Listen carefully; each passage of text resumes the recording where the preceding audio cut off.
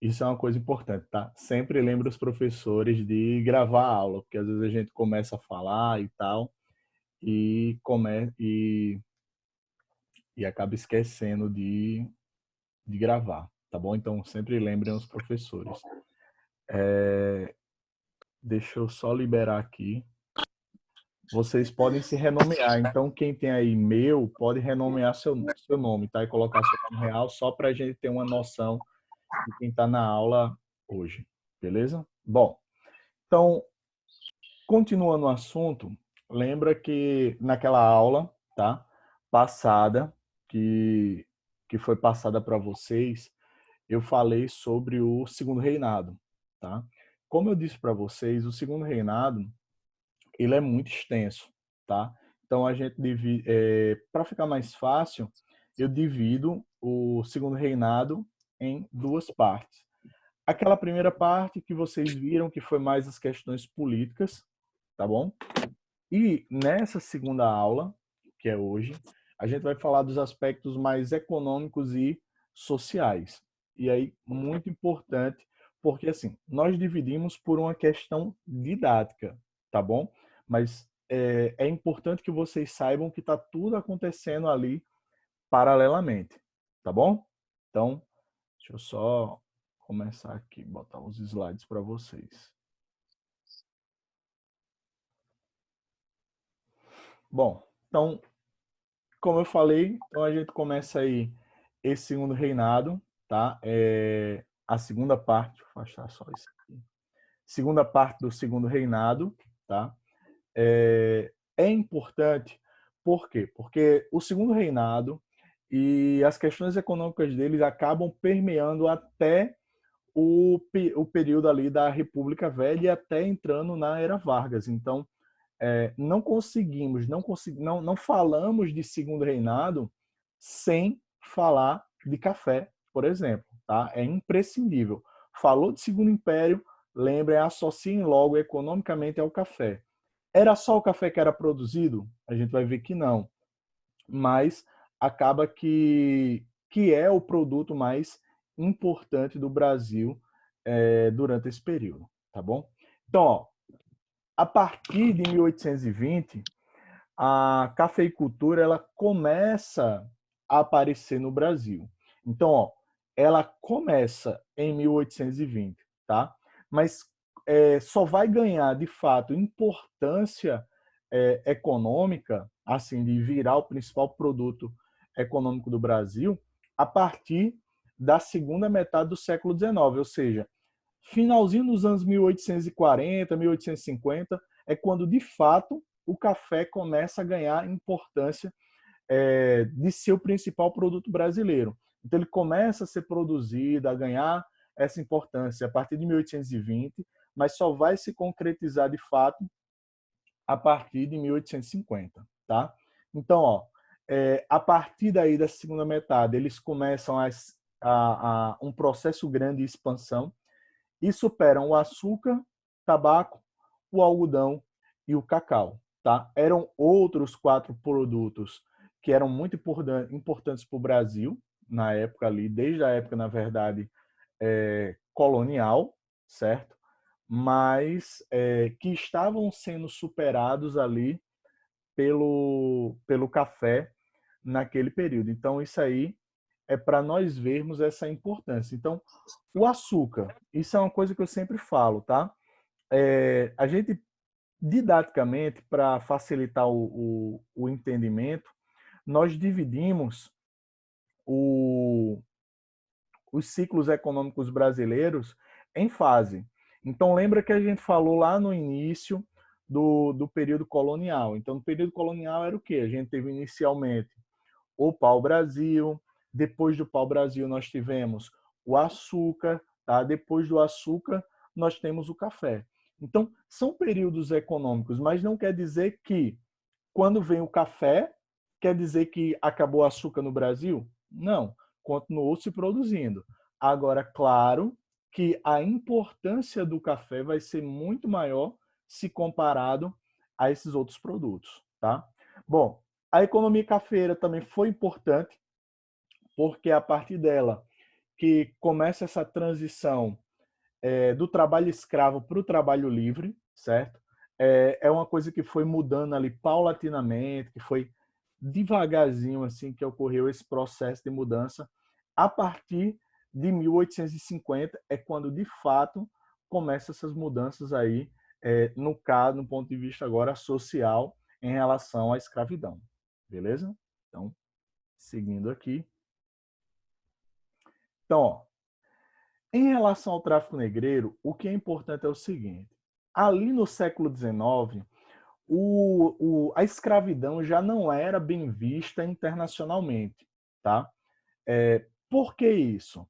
Vamos lembrar, vocês viram isso com a geografia, eu creio que devem ter visto também já com Oswaldo, que é a Revolução Industrial, tá? Então, quando começou a Revolução Industrial?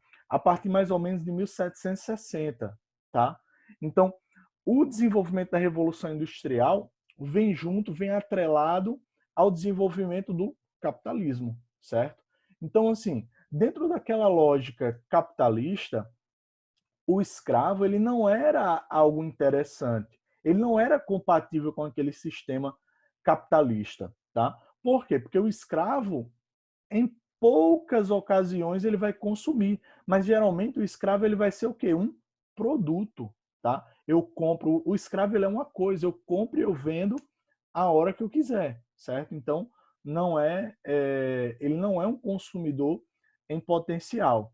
E aí o que é que acontece? Em 1807, a Inglaterra proíbe que haja o tráfico negreiro para as suas colônias. E aí os traficantes que traziam aqui para o Brasil, eles começam a ficar atentos e perceber que o fim do tráfico negreiro era apenas uma questão de tempo, que era, tipo, cedo ou tarde, eles iam acabar com o tráfico negreiro.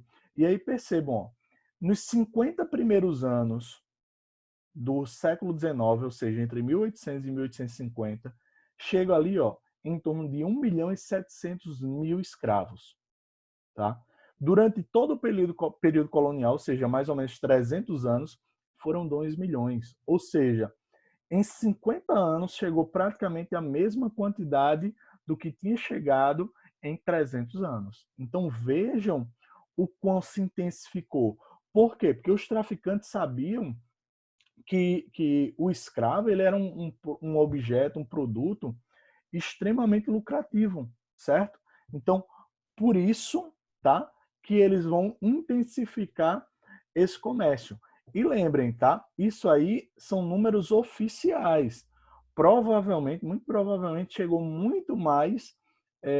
chegaram, na verdade, muito mais escravos que isso. Estima-se, tá, que só para o Brasil tenham vindo cerca de 4 milhões de escravos, para vocês terem ideia. Então, se estima-se em 4 milhões, a gente tem um déficit aí no mínimo de 300 mil, de 300 mil pessoas, de 300 mil escravos, tá? Então, essa pressão da Inglaterra faz com que esse contexto internacional fique pior. E aí o que é que acontece? Eu não sei se vocês lembram quando a gente falou do processo de independência, o primeiro reinado, que para apoiar diplomaticamente a independência do Brasil, certo? O que foi, Bruna? É em relação ao assunto, o que foi? Bruna? Professor, é porque eu estava apenas acompanhando a LaSalle. Aí por isso que eu tô perdida aqui. Tu não estava assistindo as minhas aulas não no YouTube? Não, eu estava acompanhando só o AVA. Pronto. Então, todas as aulas elas estão no YouTube da escola. É bom Eu tu assisto depois dar dessa. uma olhada depois, certo? Mas assim, à medida que você tiver alguma dúvida, tipo, não ficar muito claro, aí você pode, que eu acho que deve estar uma boa parte, né, diante disso, mas aí pode fazer intervenção, tá bom? Tá Pode certo. abrir o microfone e Obrigada. falar nada. Bom, então assim, relembrando o primeiro reinado, como eu ia dizendo, quando a Inglaterra negocia ali com o Brasil a sua independência para mediar o conflito com Portugal, eles reafirmam os tratados de 1810 que tinham sido feitos com Portugal, com Dom João. E o Brasil tinha se comprometido de, em 1831, de acabar com o tráfico negreiro. Só que chega em 1831 e nada de se acabar o tráfico negreiro. Tá? De fato, o Brasil só acaba com o tráfico negreiro em 1850, certo? Então, continuar aqui. Deixa eu ver aqui.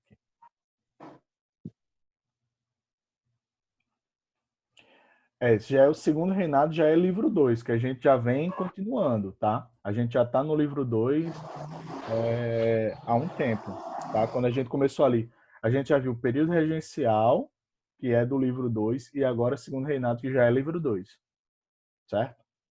Bom, então, a Inglaterra, ela começa a forçar, de fato, o Brasil a encerrar suas atividades em relação ao tráfico negreiro. Uma dessas pressões foi o Bill Aberdeen. Essa lei, que foi aprovada na Inglaterra, dava o direito da Marinha Britânica de aprisionar os navios negreiros em águas brasileiras. Meu irmão, olha que bizarro é isso. Os caras estão dizendo, ó, eu vou entrar no teu território e eu vou interferir em uma atividade econômica tua. Porque por mais que seja estranho para a gente pensar nisso, mas o tráfico negreiro ele era uma atividade econômica brasileira muito importante, gerava muito dinheiro para a colônia. Então, o cara está dizendo que vai interferir, certo? Por quê? Porque para a lógica, como eu disse para ele, para vocês, tá? Para a lógica deles, atrapalhava totalmente, tá? E aí, tanto os caras pressionaram que em 1850 o Brasil aprovou a Lei Eusébio de Queiroz, que acaba com o tráfico intercontinental de escravos. E aí percebam, ó, só pegar a canetinha aqui para marcar, 1845, o ano que foi aprovado o Bill Aberdeen. O número de escravos vindo para o Brasil, em torno de 19 mil. E aí vejam, olha o salto, praticamente, tá? Vai mais do que duplicar a quantidade de escravos. E chega aqui em 1848 a praticamente triplicado a quantidade de pessoas, certo? De escravos vindo para o Brasil. A gente sai de 19 mil para 60 mil. Por quê? Porque os caras sabiam que depois que a Inglaterra aprovou essa lei, tá? Que era uma questão de tempo do Brasil aprovar também.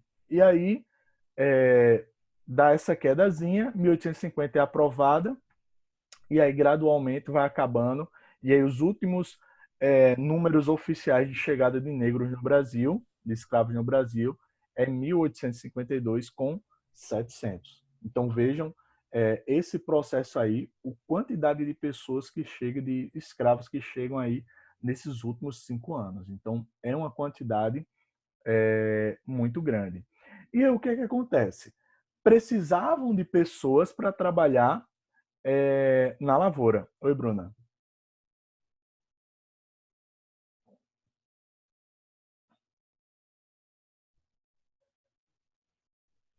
Vai sim.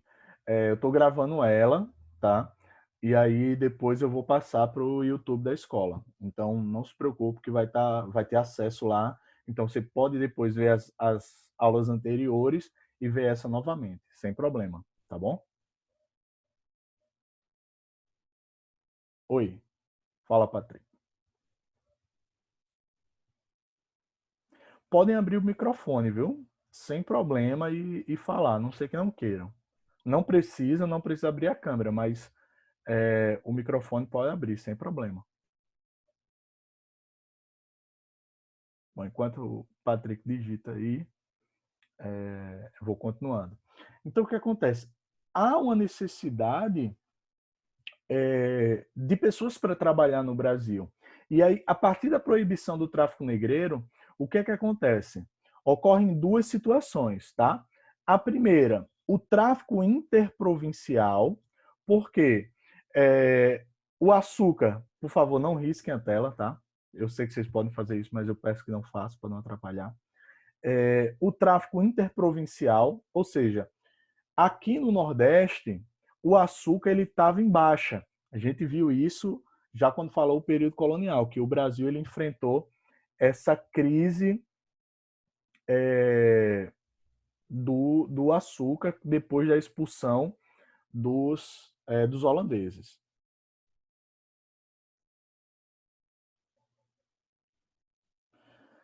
Não, a queda no número de escravos é porque não estava chegando mais escravos aqui no Brasil, porque foi proibido o tráfico. Então, não é proibido mais, desculpa, é proibido agora vir escravos para o Brasil. Então, por isso que cai o número de escravos, certo?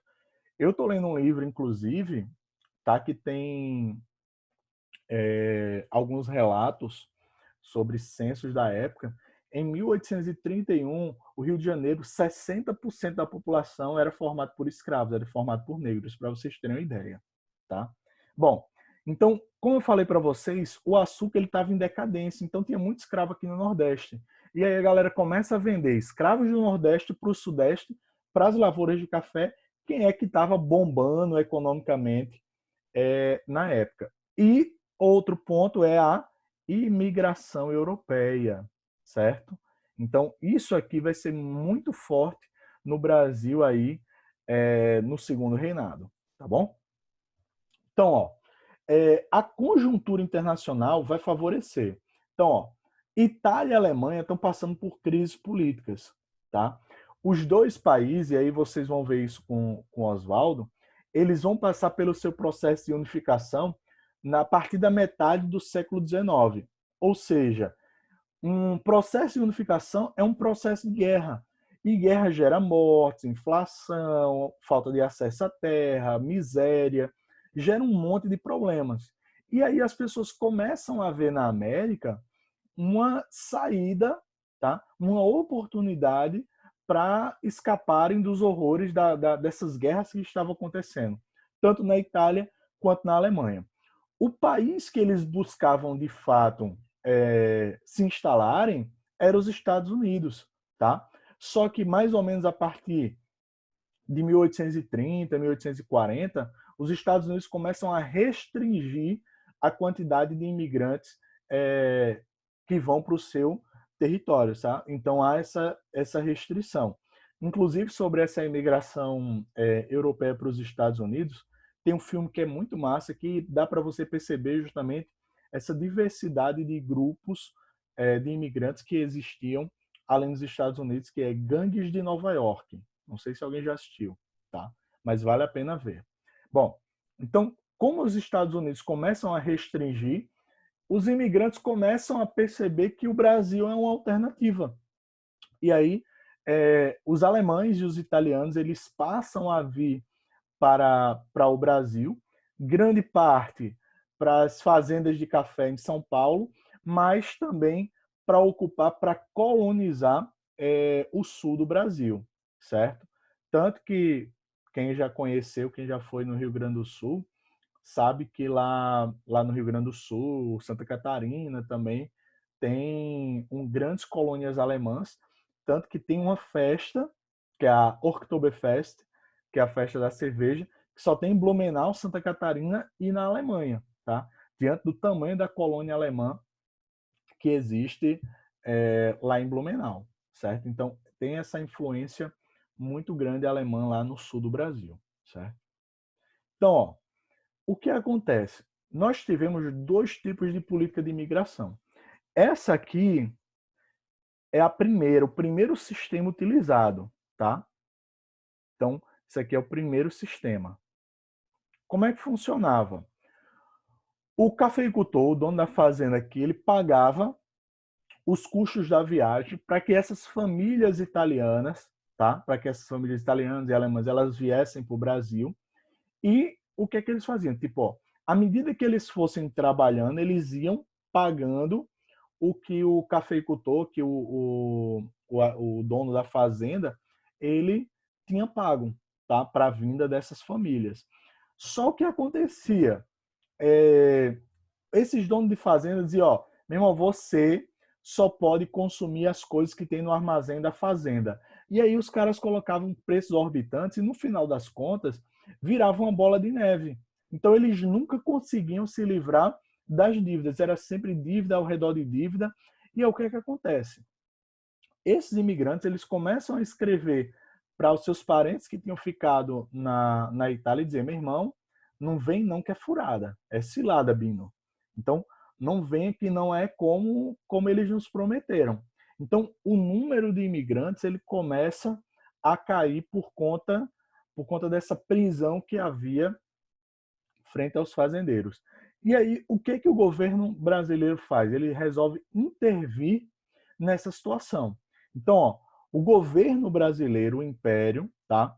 Ele determina que as despesas da viagem eram pagas pelo governo e não mais pelo fazendeiro e depois ressarcidas, tá?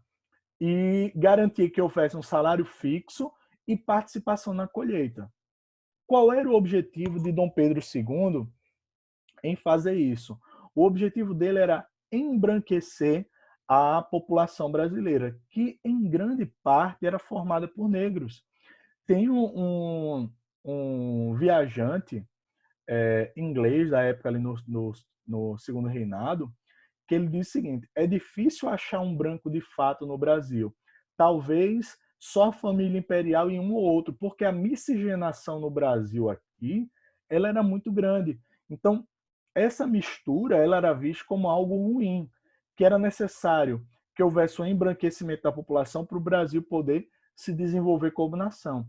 Apesar de parecer para nós hoje, 2020, uma visão preconceituosa, ali no século XIX, havia um contexto que tinha se trazido da biologia, tá? Que era o darwinismo. Então, se pensa também no chamado darwinismo social. Então, a galera começa a dizer, não, velho, tá certo, o que eles estão dizendo tá certo, nós precisamos embranquecer, porque o negro ele é menos capaz, o índio ele é menos capaz, tá? Então, nós precisamos embranquecer a sociedade brasileira. Tá? Então, essa foi a estratégia de Dom Pedro II para estimular essa vinda dos imigrantes para o Brasil. Tá? Bom, galera, não esqueçam esse ponto aqui.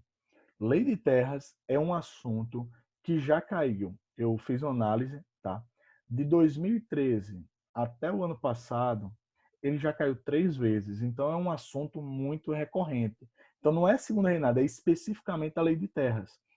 Basicamente, tá? Fazendo um resumo para a gente não ler isso aí tudo, é o seguinte: até a aprovação da Lei de Terras, ou seja, até 17 de setembro de 1850, as terras no Brasil elas eram obtidas através de doação. Lembra que existiu o foral lá na época das capitanias hereditárias, ou seja, o governo português doava a terra para o capitão donatário, esse capitão donatário poderia doar as sesmarias, tá? Então não existia venda. A partir de 18 de setembro, só se pode adquirir terras no Brasil através de compra, tá? Então, relação ali de compra e venda a partir de 1850. Então, não esqueçam disso. É basicamente isso. As terras deixam de ser doadas e passam a ser vendidas no Brasil, tá? Com uma exceção, beleza?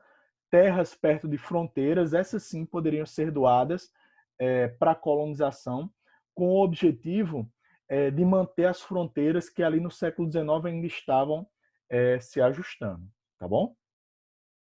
Então, seguindo, aí falando da cafeicultura de fato, então tem 2 modelos, tá? O primeiro momento, que vai mais ou menos, aquele no Vale do Paraíba, vai mais ou menos ali de 1820, quando começa a exploração do café, até 1840, 1850.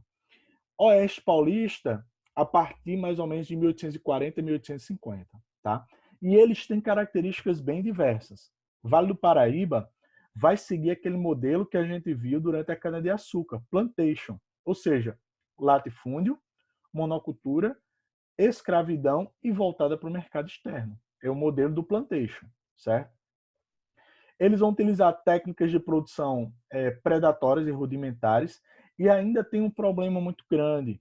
Não sei se alguém conhece aí o Rio de Janeiro, mas ele é uma região extremamente recortada de morros, tá? Então, em virtude disso, quando eles derrubavam a mata para plantar o café, acabava esgotando o solo rapidamente, porque vinham as chuvas, enfim, tá?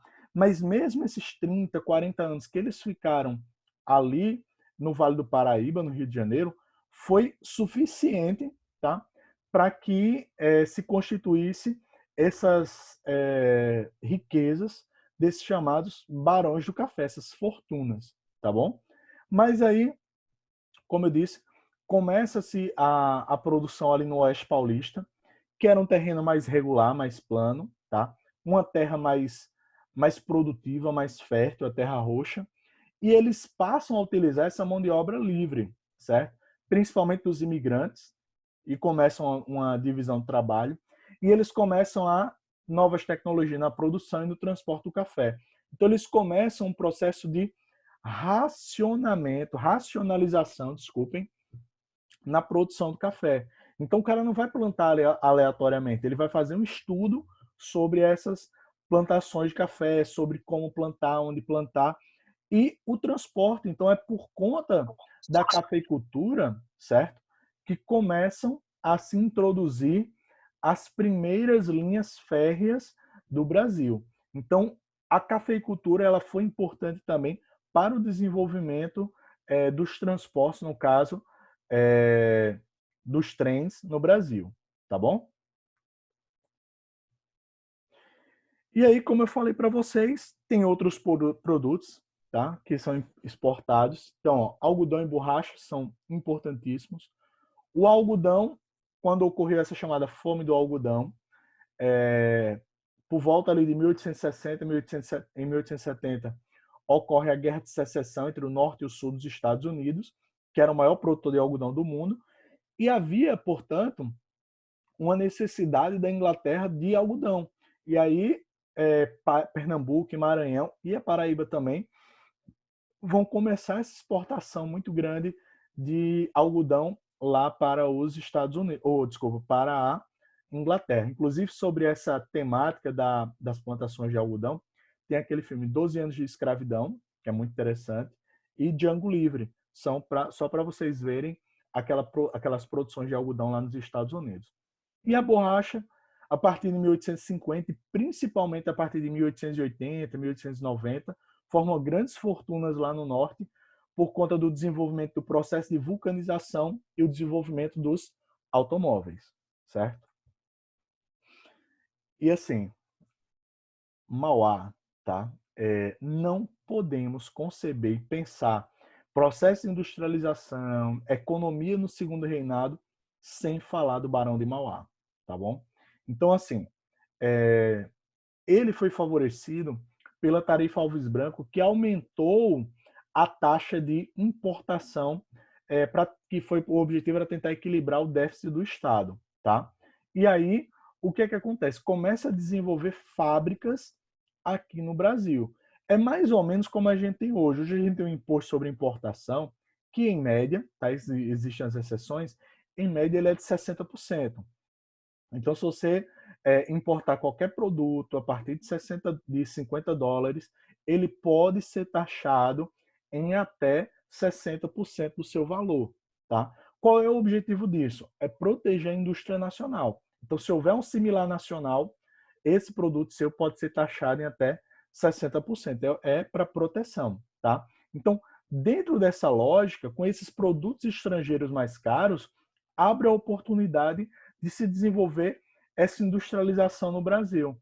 E aí é quando o Irineu Evangelista de Souza, o futuro Barão de Mauá, ele vai entrar de cabeça nessa produção fabril do Brasil. Tá? Então ele vai pegar companhias de navegação, de iluminação pública, ele que instala a primeira linha telegráfica ligando o Brasil à Europa. Então, assim, ele foi muito importante. Bancos também, certo? Ele ficou tão rico que, na época, se dizia o seguinte, que no Brasil existia um imperador, que era Dom Pedro II, e o rei, que era Mauá. de tanto dinheiro, de tanta coisa que ele tinha nesse período, certo? Inclusive, sobre Mauá, tem um filme chamado Mauá, o Imperador e o Rei, muito bom, vocês acham facilmente no YouTube. E tem uma série que eu acho que tem uns 4 capítulos que saiu no History Channel, tá?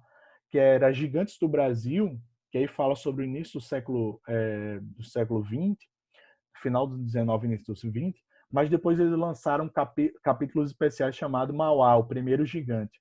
Recomendo muito a vocês para entenderem esse contexto de Mauá ali no segundo reinado, tá bom?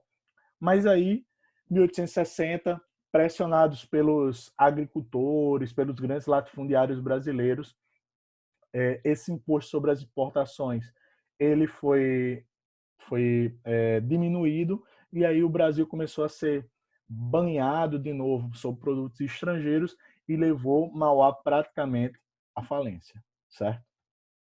E aí, para finalizar hoje, são as últimas leis sobre escravidão. Então, um ponto, galera. A escravidão, ela começa a cair em 1850 com a Lei Eusébio de Queiroz, tá bom? Mas aí vieram outras leis a partir daí, ó. Lei do ventre livre.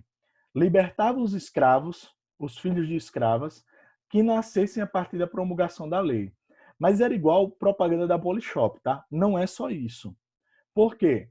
Porque se a mãe não tivesse dinheiro para pagar uma indenização ao seu dono, tá? A criança teria que trabalhar até os 21 anos como forma de indenização, certo? Mesma coisa com a lei dos sexagenários. Ou seja, a partir da aprovação da lei, quem tivesse mais de 60 anos estava livre. Mas, como forma de indenização, eles teriam que trabalhar mais 5 anos, certo? Então, vejam, imagina aí, grande parte dos escravos no Brasil, eles eram destinados para a lavoura. Então, imagina a qualidade de vida desses caras chegando até os 65 anos. Na verdade, era um benefício para o dono do escravo ali se livrar daquele escravo que já estava velho. E aí, por fim, a Lei Áurea de 1888, que extingue a escravidão no território brasileiro, tá? E não paga a indenização aos proprietários. Isso foi importante, por quê? Porque foi o tiro de misericórdia no Império Brasileiro. Tanto que, um ano depois, tá? Pouco mais de um ano depois, o Império ele cai e dá início à República Brasileira, certo? Então, pessoal, com isso, nós encerramos, tá? Esse assunto do segundo reinado, tá bom? Eu vou liberar as atividades do SAI para vocês hoje, e aí eu vou dar uma semana, ou seja, até a próxima segunda, vocês poderão fazer essa atividade, tá bom? E aí é o seguinte, como a gente tá nesse processo de ensino remoto, tá? Na próxima semana, e aí a gente viu uma boa parte dos assuntos do livro 2. Na próxima semana, eu quero que vocês estejam com o livro, então quem não foi pegar ainda o livro na escola, tem aí uma semana para providenciar, que semana que vem a gente vai responder, eu vou responder junto com vocês, tá? As questões do livro, e aí eventualmente, tá? Eu vou perguntar um a outro, tá? Sobre algumas questões e tal, para a gente debater. Então, quem já quiser ir respondendo para a semana que vem, a gente só tirando dúvida e conversando sobre as questões, é uma boa. Quem não quiser, a gente vai respondendo sem problema, a gente vai tratando dessas atividades pouco a pouco, beleza? Então, galera, espero que continuem aí se cuidando, tá bom? E até a próxima semana, tá bom, galera? Um abraço a todos vocês. Para a gravação.